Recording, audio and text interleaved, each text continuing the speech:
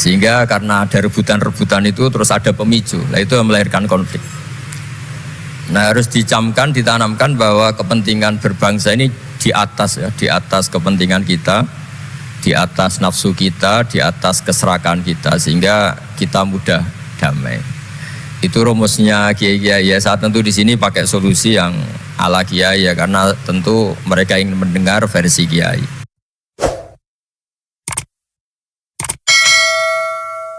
Assalamualaikum warahmatullahi wabarakatuh. Nahmaduka ya ghafur ya syakuru wa sholli wa sallim wa barik ala sayyidina maulana Muhammadin wa ala alihi wa sahbihi asma'in nama ba'du. Semua Dewan Komisioner OJK yang saya hormati, wabil khusus Bapak Ketua Dewan Komisioner OJK Bapak Wimbo Santoso, Bapak Ibu Wakil Ketua Ibu Nur Haida dan semua anggota, Kepala Regional Jawa Tengah Bapak Aman Santosa, tidak lupa teman kami, Gus kami Kiai Haji Tas Yasin, semua teman-teman yang ikuti virtual, salam kebangsaan, salam semua. Ini diminta ngaji ya Pak, merawat persaudaraan kebangsaan. Saya sering punya tamu mulai polisi, mulai pejabat, ya mulai yang Islam sampai non-Muslim. Saya sering cerita bahwa hal-hal yang jadi fitrah manusia itu ya keinginan dasar manusia itu ya senang damai, senang bersaudara. Karena hal itu fitrah itu desain awal manusia itu suka damai. Jadi kalau untuk konflik itu butuh pemicu, tapi kalau untuk damai itu tidak butuh pemicu. Sehingga orang di mana-mana bisa rileks ya. Rileks di terminal, rileks di jalan, rileks di warung-warung kopi, rileks di kedai-kedai. Nah, konflik itu ya dimulai dari pemicu, entah rebutan pacar, entah rebutan harta, entah rebutan jabatan.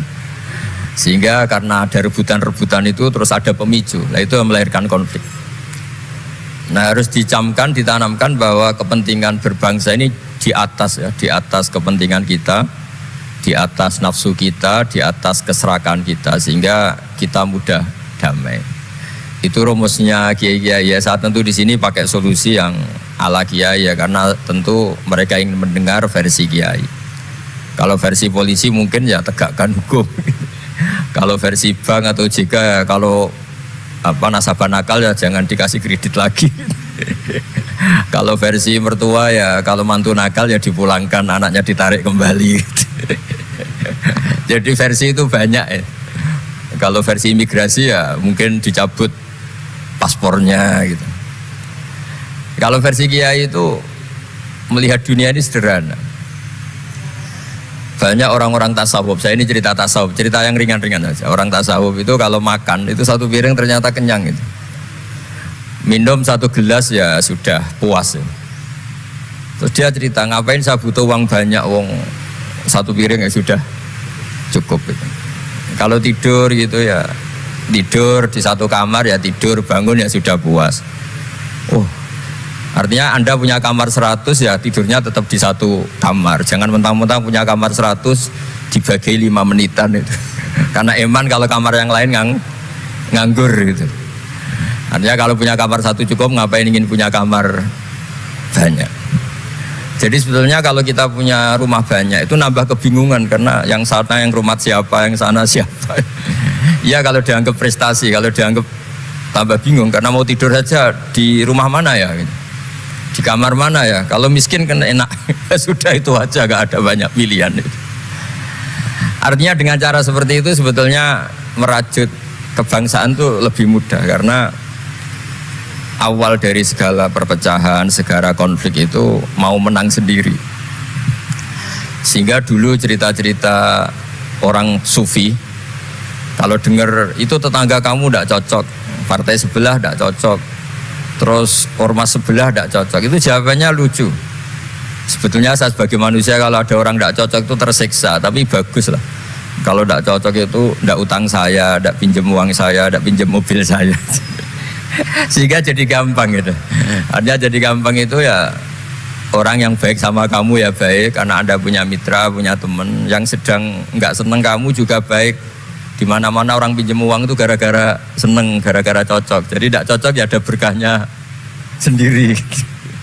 Jadi dengan cara pandang seperti itu hidup itu rileks. Gitu.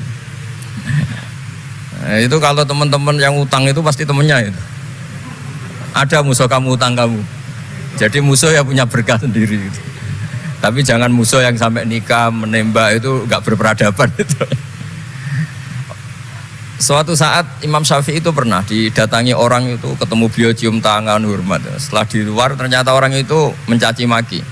Coro Jawa ngerasani tadi kata Pak Wimbo karena orang Solo itu ngerasani. Ketika Imam Syafi'i dilaporin orang itu di depan Anda menghormati, kalau di luar itu ngerasani itu menghina, mengata-ngatain. Jawabnya Imam Syafi'i lucu. Alhamdulillah berarti saya wibawa katanya. Di depan saya tidak berani. Dijawab enteng saja, tidak dijawab serius. Berarti saya wibawa. Di depan saya buktinya tidak berani. Nah Islam itu ngajari itu semua. Ngajarin ketika kita disenengin orang banyak itu ya poin atau aset. Karena kita harus kerjasama atau sama-sama kerja dengan banyak pihak. Tapi kalau ada orang lain yang sedang tidak seneng atau tidak cocok, itu juga ada berkahnya sendiri karena dia bisa mandiri. Itu kalau mantu-mantu itu tidak tukaran sama mertuanya, itu tidak mandiri-mandiri. Disuruh mertuanya mangan ramangan kumpul, yo tambah suwe tambah goblok gitu, tambah lama tambah goblok gitu. Baru gara-gara terlalu cocok kan. Kalau agak-agak tukaran, agak-agak konflik itu malah cepat mandiri. Sehingga merajut kebangsaan itu ya harus dipikir secara luas. Ada teman-teman yang mungkin nggak mau pulang kampung, maunya tetap di Belanda, di Amerika. Tapi ternyata niatnya memfasilitasi kalau ada mahasiswa yang ke sana, ada yang dijujuk gitu. Ada yang dijujuk sehingga bangsa ini bisa menimba ilmu di berbagai negara.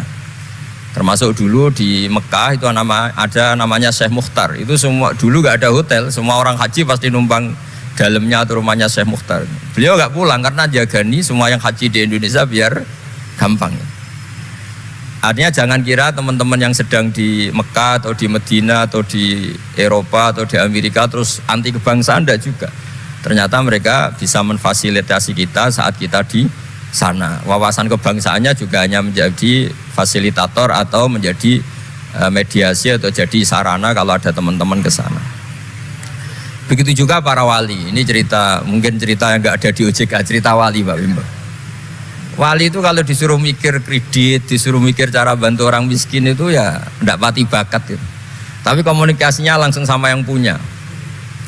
Jadi alam raya ini dengan segala variannya itu milik Allah Subhanahu wa taala. Jadi kalau Anda ingin merubah lakonnya wayang, itu enggak usah ngerayu Gadot Kaca disuruh jadi Semar atau disuruh jadi Bagong, itu susah, mereka enggak mau. Pasti mempertahankan karakter masing-masing. Itu ngerayu dalangnya saja, ini lakonnya diganti gitu. Nah wali itu gitu, kalau merubah Indonesia itu ya komunikasinya sama Allah. Karena yang mengendalikan alam raya ini Allah Subhanahu wa ta'ala. Kita tidak bisa mengendalikan pikiran orang. Sering ada orang itu, ini cerita yang ringan-ringan saja, tapi barokahnya cerita ini nanti gampang merajut persaudaraan. Bapak itu, bapak saya, Kiai Haji Nur Salim, itu paling suka itu sama orang yang agak sombong. Sombong itu ya, ketua RT sudah bangganya Masya Allah. Dia punya motor satu sudah kayak orang paling kaya di dunia. Punya istri yang sebetulnya tidak cantik, ya dia ngira istrinya itu paling cantik di dunia. Dia agak ganteng yang merasa paling ganteng di dunia. Saya dulu ya iskal itu janggal. Kenapa sih kok seneng kancanan orang sombong? Ternyata orang sombong itu orang yang paling gampang syukur. Orang gampang syukur. Tapi kalau ketemu orang yang kelihatannya sopan, apa saya hanya RT, apa saya hanya di OJK, saya ada menteri saya ada presiden. Presiden merasanya presiden di negara ketiga, dunia ketiga, bukan presiden superpower. Ketemu orang-orang yang tidak pernah puas itu kesannya tawadhu, ternyata pasnya itu tidak pernah puas, tidak pernah syukur. Lah yang sombong ternyata tidak sombong, dia gampang syukur. Ketua RT aja sudah merasa kayak presiden. Hanya pegawai OJK aja sudah merasa bangga, padahal dibuat suruhan Pak Simbo. Tapi senengnya, nggak disuruh seragam, udah seragam semua. Saking senengnya. Iya, bangga banget ya. Bangga banget. Jadi sama, sebetulnya kita jadi warga Indonesia, berKTP Indonesia sudah harus seneng. Ndak gampang, orang punya negara itu ndak gampang. Coba orang-orang yang sekarang di Amerika di mana-mana itu orang Indonesia itu ya kangen rumah. Itu untuk kangen ke sini itu harus berbiaya 100 juta untuk pulang. Kita ndak usah kangen, sudah di Indonesia itu sudah luar biasa.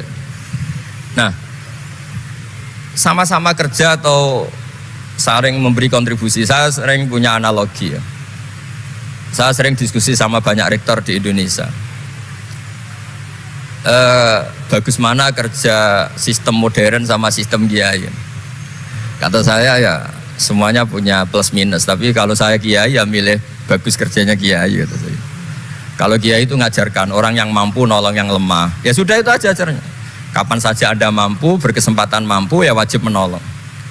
Tapi kalau sistem modern itu ada jobnya, sehingga gara-gara ada jobnya suatu saat mungkin kalau ada orang tenggelam, wah saya ada SAR, saya ada tim SAR gak perlu menolong gitu.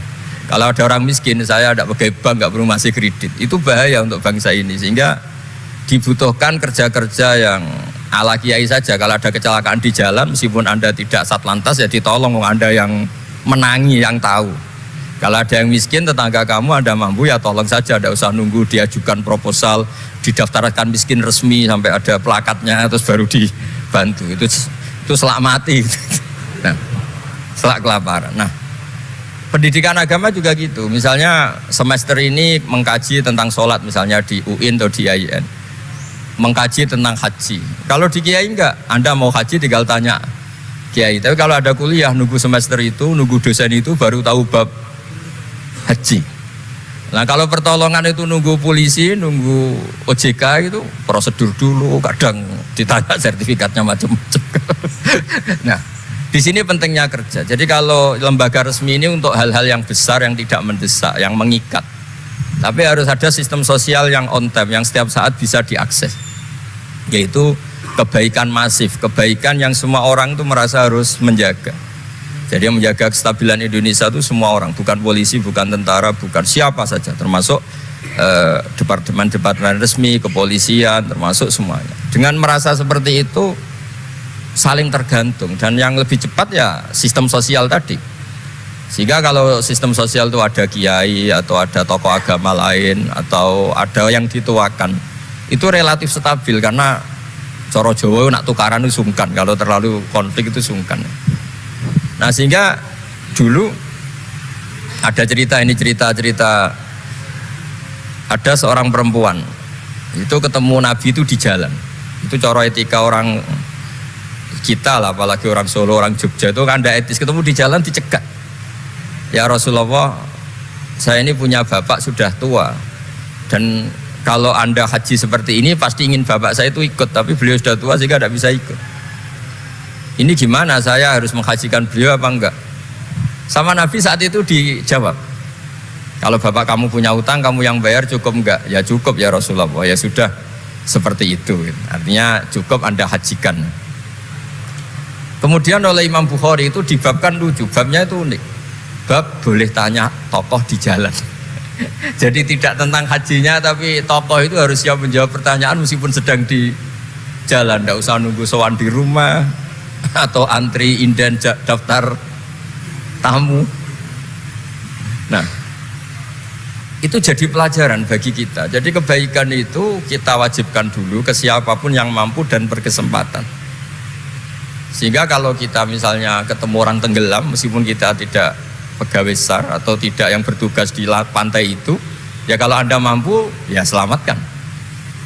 Kalau ada kebutuhan tertentu masyarakat, misalnya sakit, Anda berkemampuan minjemin mobil untuk diantar ke rumah sakit, ya kewajiban Anda, bukan nunggu dinas resmi yang mengambil. Jadi kebaikan yang diwajibkan ke dinas resmi ya monggo, kita loyal, kita dukung, kita support. Tapi kewajiban yang diwajibkan atas nama agama bagi yang mampu itu tidak boleh hilang, karena ini yang langsung bersentuhan dengan masyarakat. Coba kemarin pas Covid misalnya, banyak teman-teman saudara kita yang pulang kampung. Ketika lembaga resmi belum ngurus itu, yang ngurus ya keluarga, sanak famili, mereka pulang, mangan ramangan kumpul, ya ada, alhamdulillah ya ada yang kelaparan. Kenapa tidak ada yang kelaparan? Karena sistem sosial itu jalan. Orang kok medit atau kikir sama tetangga, sama keluarga itu pasti diadili masa rakat. Dan masyarakat sepakat urusan makan itu sepele sehingga mereka pulang ya ikut Pak D-nya, Pak Leknya, ikut mbahnya itu semuanya bisa makan.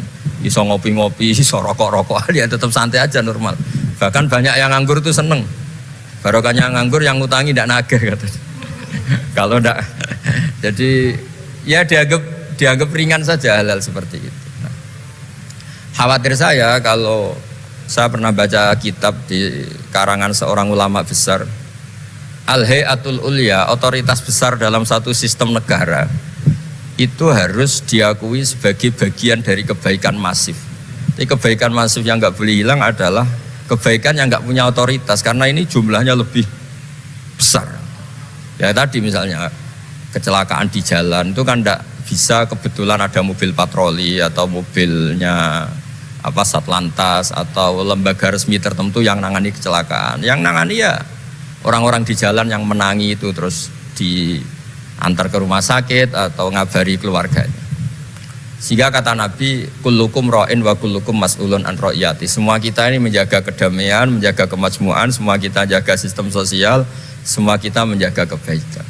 Nah dari semua itu dibikinlah di era modern lembaga-lembaga formal. Tapi jangan juga lembaga formal menghilangkan sistem fitrah manusia tadi yang fitrahnya ingin baik dan itu ada di mana-mana dan kapan saja. Dan Allah kalau menciptakan sesuatu itu pasti luar biasa. Saya sering ditanya sama orang-orang, Gus gunanya Indonesia seneng cangkruk itu apa? Anggap aja itu tim SAR paling on time katanya. Itu kalau ada orang bingung, yang ditanya pertama ya orang-orang nganggur di pertigaan-pertigaan itu. Ini rumahnya mana? Kalau ada orang bingung yang nanya itu.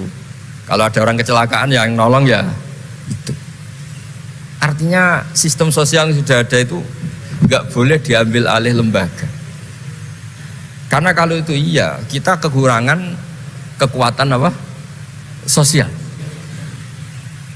Jadi ini penting saya utarakan supaya kebaikan-kebaikan bersama ini saling melengkapi, bukan saling mengadili, bukan saling merasa paling superior. Saya sering guyonan begini, kalau ada rapat ketahanan pangan, yang rapat tuh merasa superior karena punya rumus yang luar biasa. Tapi apa artinya rumus itu kalau petani nggak mau nanam padi? Petani itu tidak usah rapat, tapi nanam padi itu otomatis jaga ketahanan pangan. Sistem sosial juga sama. Di kampung tuh kalau ada orang jahat atau sinis, itu pasti nggak punya teman. Monggo Gus Yasin ini rawuh. Ini alhamdulillah Gus Yasin rawuh. Mau Gus? Biar jajar Pak Ketua dia di situ ada. Oh mau di. Mari Gus. Jangan itu.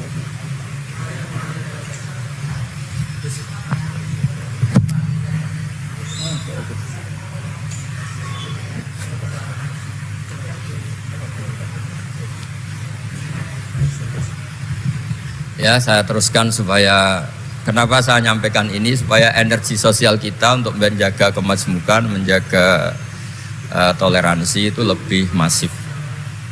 Di beberapa daerah itu ya banyak masjid jejer gereja di Tuban, di Jakarta. Dan ketika buktinya nggak ada apa-apa yaitu simbol perdamaian. Di beberapa daerah ya banyak orang Islam, bosnya itu non-Muslim. Atau sebaliknya non-Muslim, bosnya Muslim. Atasan juga banyak begitu, atasannya Muslim. Itu kan contoh sosial yang sudah masif. Justru karena didiskusikan, diseminarkan itu menjadi kayak kita baru mulai. Nah itu malah aneh. Jadi selama ini kan ya sudah begitu kan, banyak orang Islam di mana-mana itu kerja di pabrik mana, ternyata pemiliknya non-Muslim. Juga sebaliknya non-Muslim di instansi apa, pemimpinnya Muslim. Mulai dulu kan ya baik-baik saja. Justru karena didiskusikan tuh menjadi kayak kita ini yang punya rumus, kayak kita yang pencetus. Padahal sistem sosial kita sudah sedemikian harmonis, sudah sedemikian baik. Ketahanan pangan juga sama. Ketika belum ada rapat darurat pangan petani yang lugu-lugu yang nanam padi, barokahnya itu stok padi itu banyak. Begitu juga mereka melahirkan sistem kerja yang nggak punya ladang, kerja di yang punya ladang, dan kalau itu didolimi atau nggak digaji, ada embargo sosial, terus nggak mau kerja di situ. Sehingga yang nggak baik juga akan baik karena dipaksa oleh sistem sosial. Jadi sebelum ditangkap polisi karena tidak baik, itu sudah diadili sosial, itu diadili hukum sosial. Nah, Hal-hal seperti ini harus jadi perangkat bersama untuk menjaga kebaikan bersama. Makanya saya sering bilang sistem sosial itu segala-galanya. Di antara sistem sosial itu adalah lembaga resmi. Jangan dibalik, lembaga resmi itu menata sistem sosial. Sebelum ada lembaga resmi itu sudah ada sistem sosial. Sehingga sebelum ada negara ini, kiai-kiai atau tokoh agama yang lain ya urun rembuk untuk mengusir penjajah, untuk memberi makan tentara yang berjuang di kampung-kampung, dikasih ketela, dikasih apa saja lah yang bisa mereka bertahan hidup. Nah, ini penting diutarakan supaya semua masyarakat itu merasa bahwa mereka ikut dan harus merawat negara ini. Kullukum ra'in wa kullukum mas'ulun an ra'iyati. Semua kalian adalah penjaga dan semua kalian dimintai tanggung jawab Allah, kontribusi Anda terhadap bangsa ini, terhadap komunitas Anda, terhadap sistem sosial Anda. Sehingga kemudian terus jalan. Lah dimulainya dari mana? Kata Nabi, dimulai dari keluarga Anda. Sehingga semua orang nggak lempar tanggung jawab. Kalau anak saya miskin ya salah saya. Kalau anak saya terlantar ya salah saya. Kalau istri saya terlantar ya salah saya. Sehingga jangan karena ada sistem modern, setiap ada yang miskin menyalahkan menteri sosial misalnya. Setiap ada apa nyalahkan menteri terkait. Itu hukum seperti itu bikinan kita. Yang hukum Allah permanen itu ya setiap anak kita terlantar salah kita. Nah barokahnya merasa salah itu tidak mudah menyalahkan orang lain, termasuk tidak menyalahkan instansi tertentu atau departemen tertentu. Ini penting supaya orang itu evaluasi, merasa salah. Barokahnya merasa salah itu orang tidak menyalahkan orang lain. Jadi negara ini tidak mudah chaos dengan kultur menyalahkan pihak lain. Betapa baiknya agama ini. Jadi kalau berdoa disuruh mulai dengan Rabbana dzalamna anfusana. Ya Allah, saya ini mendolimi diri kita sendiri. Wong yang punya kewajiban saya kok menyalahkan orang lain. Saya kalau guyon itu sering begini. Teman-teman kita yang satu kampus atau satu pondok atau satu kampung, itu kalau kaya itu pasti jadi sumber disalahkan. Misalnya Anda punya teman yang dulu sama-sama miskin, tahu-tahu jadi bupati atau gubernur. Terus itu tarif utang kamu ya dinaikkan. Dulu zaman sama-sama miskin paling pinjam uang hanya 10.000, gara-gara jadi bupati atau gubernur BI misalnya atau ketua OJK, utangnya dinaikkan bukan sesuai Anda tapi sesuai jabatan teman kamu. Masa punya teman gubernur kita utang 100.000, pantasnya ya utang modal 100 juta. Dan kalau nggak ngutangin, wah katanya teman deket, ternyata nggak mau dipinjemin. Jadi punya kultur menyalahkan orang lain. Dia SDM-nya hanya ketua RT, gara-gara punya teman gubernur atau presiden atau apa, inginnya ya lebih tinggi lagi. Jadi bukan berdasar kapasitas dia, tapi kapasitas temannya. Itu juga bagian dari kesalahan yang kita ciptakan. Sehingga agama mengatur orang itu tidak boleh melebihi batas SDM-nya. Orang itu tidak boleh melebihi batas apa? SDM-nya. Kadang-kadang kita sama, ketika kita anak kita terlantar, bilang di Pak D sugih ya ora nyafaati, punya Pak D kaya juga tidak memberi syafaat, punya teman kaya tidak. Jadi tidak menyalahkan dirinya, tapi menyalahkan teman atau keluarganya yang kaya. Itu juga awal bencana kemajmukan. Jadi kebanyakan nuntut. Makanya Nabi berkali-kali ngendikan, ketika kamu di zaman akhir, wa alika bi khosayati nafsik wada angka amrol amah. Kalau sudah ada badai apa saja, badai ekonomi, badai sosial atau badai apa saja, urusi diri kamu sendiri. Itu bukan Nabi menanamkan egois, itu enggak, justru menanamkan kebersamaan. Barokahnya orang itu sibuk ngurus keluarganya sendiri, itu enggak kepikiran nyalakan orang lain.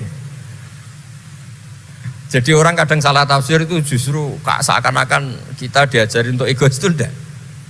Berkahnya ngurus diri sendiri, ketika kita sudah terurus tidak membebani sama orang lain, dan berkahnya ngurus diri sendiri juga tidak gampang mengkomplain orang lain karena kita merasa punya kewajiban sendiri. Tapi kalau kita ini terlalu modern, orang nggak punya uang, ini tanggung jawab Menteri Keuangan, kalau miskin tanggung jawab Menteri Sosial, kalau ada jalan rusak tanggung jawab PU. Oke, secara hukum kenegaraan misalnya mereka berkewajiban tugas itu, tapi kalau itu untuk alasan menyalahkan, semangat kita menyalahkan. Dan agama itu tidak mengajari seperti itu. Agama itu mengajari Rabbana dzalamna anfusana. Ya Allah, saya ini merasa mendolimi diri sendiri. Nah dengan seperti itu enak cara hukum sosial kayak tadi. ketika Allah menciptakan orang tidak suka kita kadang ya Allah salah saya apa kok sampai orang tidak cocok saya. Kamu lupa Allah mendesain orang tidak cocok kamu supaya ada utang kamu, tidak ganggu kamu, barokahnya tidak cocok itu tidak minta uang kamu. Nah itu yang saya ingin ditiru. Jadi perilaku ulama-ulama besar kayak Imam Syafi'i itu kalau tadi berkali-kali saya ngomong ya Aba Abdillah, panggilannya Imam Syafi'i ya Aba Abdillah, orang itu tidak cocok kamu. Ya baguslah dia merdekakan saya, dia tidak akan pinjam uang saya, tidak pinjam mobil saya, tidak akan ganggu saya, tidak cocok. Kalau dia hajatan juga tidak ngundang kamu, jadi tidak cocok itu ya barokahnya ya banyak. Nah kenapa banyak kiai tidak dimintai rembukan masyarakat padahal dituakan? Karena kalau semuanya minta rembukan kiai itu disarankan mondok semua. Padahal barokahnya negara ini ya ada yang kuliah, ada yang jadi polisi, ada yang jadi tentara. Kalau rembukan semua sama kiai disarankan mondok semua. Nanti yang jadi polisi siapa, yang jadi dokter siapa. Nah barokahnya kadang-kadang kiai ditinggalkan, nggak diajak rembukan itu ya varian-varian profesi itu banyak. Kiainya juga ada harus tersinggung. Ini katanya nuakan saya, apa-apa diputuskan sendiri, ada usah seperti itu ya biasa aja. Jadi kemajmukan, menjaga kemajmukan itu dimulai dari semua orang merasa berkewajiban menjaga perdamaian ini, menjaga keharmonisan ini. Tentu dimulai dari merasa wajib pada dirinya. Ini penting supaya tidak ingin menyalahkan orang lain atau terbersit menyalahkan orang lain. Terus kedua, bahagia dengan dirinya tadi. Misalnya orang yang paling miskin di Indonesia, itu ternyata tadi saya utarakan, saya punya kitab-kitab tasawuf banyak. Itu lucu-lucu dan jadi gampang hidup ini. Misalnya dia miskin makan satu piring kenyang. Kenapa saya harus korupsi? Kenapa saya harus mencuri? Wong makan satu piring juga sudah kenyang. Terus dia menghitung orang sampai kaya raya itu makannya sampai meninggal, misalnya 60 tahun, jumlahnya sama orang miskin ternyata jumlah yang dimakan yang sama, jumlah yang diminum ya sama. Terus ada pertanyaan, saya pernah digugat juga pas dalam satu acara. Tapi kalau orang kaya ingin apa saja kan kesampean Gus, ingin beli mobil kesampean, ingin beli pesawat kesampean. Saya tanya, ya orang kaya inginnya tidak seperti itu. Misalnya inginnya mungkin jadi presiden, inginnya jadi gubernur, kan ada aja enggak kesampean. Tetap aja ada yang enggak kesampean. Kadang-kadang wah enak jadi anaknya presiden, anaknya gubernur, apa saja kesampean. Banyak juga anaknya presiden mungkin ingin anaknya jadi presiden ya enggak kesampean. Anaknya kiai ingin anaknya jadi kiai ya enggak kesampean. Mungkin anaknya jenderal, anaknya ingin jadi jenderal. Dan dia nyontohkannya kan, wah kalau jadi orang kaya itu enak, ingin makan di apa saja kesampean. Masa orang kaya seleranya hanya ingin apa? Makan. Artinya ada saja yang enggak sama. Misalnya orang jadi raja Arab Saudi, ada aja enggak kesampean. Mungkin bayangkannya ya tidak ada yang demo, tidak ada yang komplain, semua anak yang diinginkan putra mahkota jadi ya tidak gampang kesampean. Nah, kemudian dia berpikir lagi. Saya ulang lagi ya. Dia berpikir lagi si orang miskin tadi. Misalnya dia ke hutan atau ke gunung. Wah, enak jadi bupati, gubernur, apa-apa difasilitasi negara. Terus dia mikir, tapi mereka punya atasan. Ditegur atasannya takut, diatur atasannya takut. Kok enak saya agak punya apa? Atasan ya. Tapi intinya itu bagi saya semua itu harus dikawal oleh hukum. Jadi melakukan perintah Allah itu nikmat. Sehingga Anda misalnya ketua OJK atau gubernur atau wakil gubernur atau kiai, nikmat tertinggi itu karena melakukan perintahnya Allah Subhanahu wa taala. Kita disuruh jaga Indonesia, disuruh jaga keluarga. Kalau nikmatnya itu subjektif sepihak, kita puas kalau ingin seperti yang kita inginkan. Itu enggak akan ada puasnya karena nafsu kita itu, kalau guyonan orang-orang tasawuf, kamu dikasih dunia seisinya dan lipatannya, tamak kamu atau keinginan kamu itu tidak akan tercapaikan, tidak akan terpuaskan. Karena manusia itu ya sudah nggak ada batasannya. Makanya kalau guyonnya dulu kan ada orang tirakat, kalau megang apa saja jadi emas. Dia bayangkan jadi kaya, jadi top. Ternyata pertama dia megang saka rumahnya, tiang rumahnya jadi emas. Habis itu megang apa lagi jadi emas. Lama-lama megang nasi jadi emas, megang minum jadi emas. Akhirnya dia nggak bisa makan karena dia ingin semua yang dipegang jadi emas. Pas kecapean megang-megang, dia ingin makan Yang dipegang juga jadi emas. Ya akhirnya kan jadi bingung gitu, karena nggak kesampaian kan. Dia kesampaiannya jadi emas, ternyata kebutuhan dasar dia ingin makan malah tidak kesampaian karena yang dimegang jadi emas. Jadi itu kan contoh. Sejahtera juga sama. Anda bayangkan misalnya kalau punya mobil, punya uang tabungan, punya apa, semuanya kesampaian, enak gitu. Semua yang kamu inginkan kesampaian itu enak. Ukuran enak dengan banyak bergantung, dengan tidak banyak bergantung itu ilmiah mana? Misalnya gini, saya ini bahagia cukup dengan makan satu piring. Anda bahagia nunggu punya Alphard, punya uang 1 miliar. Lu menggantungkan kebahagiaan dengan banyak sesuatu yang Anda belum miliki, itu sudah satu kebodohan kalau orang tasawuf. Cek repot ya, tapi bahagia we kok kakean syarat ya. Makanya saya sering bilang, kalau saya berkali-kali cerita ada orang perempuan datang ke saya, Gus saya ingin kaya. Bilang orangnya itu jelek. Saya bilang, kalau kaya yang repot kamu. Kenapa Gus? Setelah suami kamu kaya, sekarang suami kamu kan miskin. Pertama yang dievaluasi apa? Ganti rumah, ganti mobil. Lama-lama ganti Anda, kata saya. Karena setelah rumahnya bagus, mobilnya bagus, yang dievaluasi pasti Anda, katanya. Wah kalau gitu miskin aja Gus. Iya kan, sudah rumah bagus, mobil bagus, ternyata istrinya. Nanti kalau suami kamu kaya, yang dievaluasi tidak hanya mobil dan rumah, tapi Anda, katanya. Nah, maksudnya ini ya guyon, tapi supaya kita ini bahagia dengan diri kita apa? Sendiri. Jadi saya mohon semohon-mohonnya semua yang mendengar ngaji ini, bahwa agama ini mengajarkan wa'alika bi khossati nafsik. Urus diri kamu sendiri itu bukan mengajari egois, itu bukan. Kalau semua kewajiban orang merasa bertanggung jawab, paling tidak bawaannya itu tidak nyalahkan orang lain. Dan negara juga agak repot-repot karena semua orang dicukupi oleh orang tuanya, oleh keluarganya, sehingga negara ini sifatnya hanya membantu, bukan ngurus yang pokok. Tangan negara tidak cukup untuk ngurus sebesar ini, juga cukup. Yang cukup adalah individu-individu ini menanamkan nilai-nilai sosial sehingga semua bertanggung jawab atas dirinya, atas kampungnya, atas komunitasnya, terus negara fasilitasi itu semua. Insya Allah menjadi baldatun thayyibatu wa rabbun ghafur. Saya kira demikian, semoga bermanfaat dan mohon maaf. Assalamualaikum warahmatullahi wabarakatuh.